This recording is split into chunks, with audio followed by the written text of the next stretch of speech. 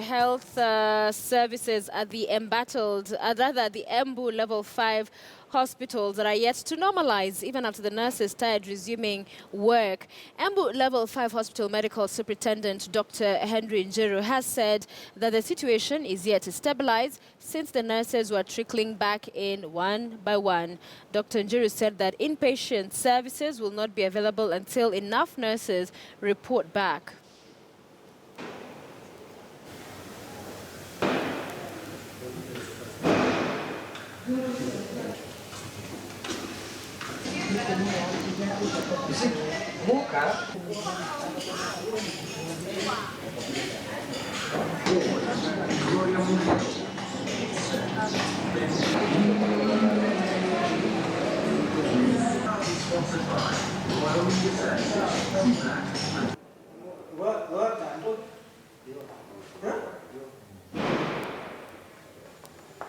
We still are getting very few outpatients, and despite the fact that nurses have started resuming duty, the situation has not changed very much.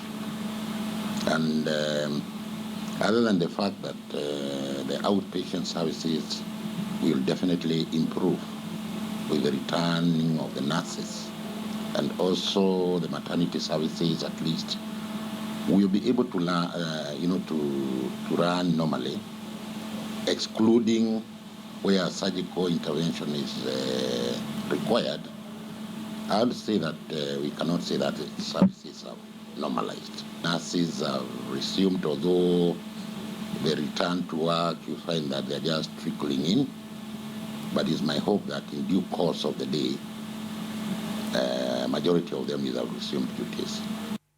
Meanwhile, in Kajiado County, health workers have vowed not to return to work without a CBA, and even nurses are staying away from work despite the government agreement with the National Nurses Union. They have held demonstrations to show solidarity with other health workers still on strike. The Kajiado hospital is nearly deserted, except for some patients who have been unable to clear the bills. In some wards, sheep were roaming freely.